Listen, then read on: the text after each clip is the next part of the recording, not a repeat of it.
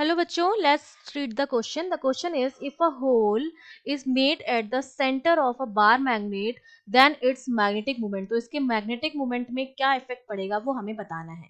तो देखिए, इस क्वेश्चन को करने के लिए हमारा जो की कॉन्सेप्ट रहेगा, उस की कॉन्सेप्ट में हमें पता होना चाहिए कि मैग्नेटिक मोमेंट जो है वो किन किन चीजों से अफेक्ट होता है। अगर मुझे ये पता हो जाएगा कि मैग्नेटिक मोमेंट, जिसको हम कैपिटल एम से रिप्रेजेंट करते हैं, वो किन किन चीजों से अफेक्ट होता है, तो हम बता पाएंगे कि हमारा मैग्नेटिक मोमेंट जो होगा वो डिक्रीज होगा, इंक्रीज होगा या सेम रहेगा।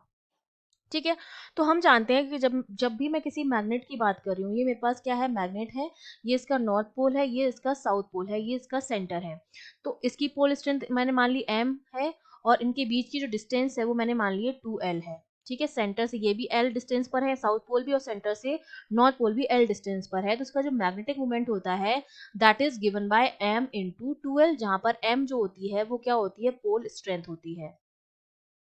तो हमें एक तो ये पता है कि मैग्नेटिक मोमेंट जो होता है वो पोल स्ट्रेंथ पर डिपेंड करेगा, और दूसरा ये शेप और साइज पर डिपेंड करता है।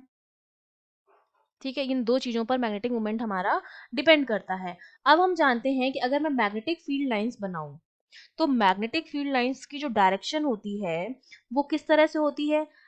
मैग्नेटिक फील्ड लाइन जो होती हैं वो नॉर्थ पोल से तो क्या होती हैं, जनरेट होती हैं, और साउथ पोल में जाकर क्या हो जाती हैं, टर्मिनेट हो जाती हैं। इस तरह से सिमिलरली यहाँ पर बनाओ तो ये भी इसी तरह बनेंगे, यहाँ से और यहाँ से। लेकिन अंदर की तरफ इनकी जो डायरेक्शन होती है, क्योंकि ये क्लोज लूप बनाती हैं, तो देखो अंदर की तरफ इनकी डायरेक्शन, बाहर की तरफ अगर आउटसाइड में देखूं तो इनकी जो डायरेक्शन है वो नॉर्थ टू साउथ है।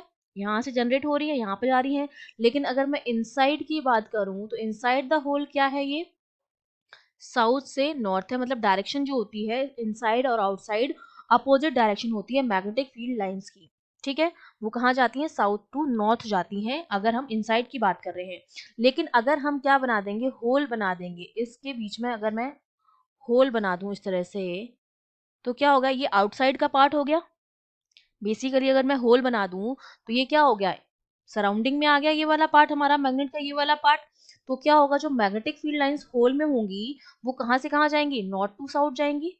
होल में मैग्नेटिक फील्ड लाइंस की डायरेक्शन जो हो जाएगी नॉर्थ टू साइड हो जाएगी। बेसिकली ये क्या हो गया, आउटसाइड का पार्ट हो गया होल हमारा। तो अब वैसे इनसाइड में जानी चाहिए साउथ टू नॉर्थ, लेकिन जब हमने होल बना दिया तो मैग्नेटिक फील्ड लाइंस की डायरेक्शन जो है, मैग्नेटिक फील्ड लाइंस की डायरेक्शन जो है वो क्या हो गई, नॉर्थ टू साउथ हो गई। मतलब पहले की क्या हो गई, अपोजिट हो गई। और पहले से अपोजिट हो जाएगी,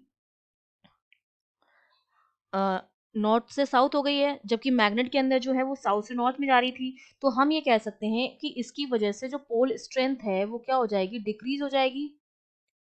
पोल स्ट्रेंथ जो हो जाएगी डिक्रीज हो जाएगी, क्योंकि मैग्नेटिक फील्ड लाइंस की डायरेक्शन जो हो गई है वो अब अपोजिट हो गई है, तो पोल स्ट्रेंथ कम हो जाएगी। और अगर पोल स्ट्रेंथ कम हुई तो हम जानते हैं कि जो मैग्नेटिक मूवमेंट होता है m इंटू 2l, अगर ये डिक्रीज हुआ तो हमारा मैग्नेटिक मूवमेंट जो होगा वो भी क्या हो जाएगा, डिक्रीज हो जाएगा। तो हमारा आंसर कौन सा हो जाएगा, ऑप्शन बी जो हो जाएगा वो हमारा करेक्ट ऑप्शन हो जाएगा।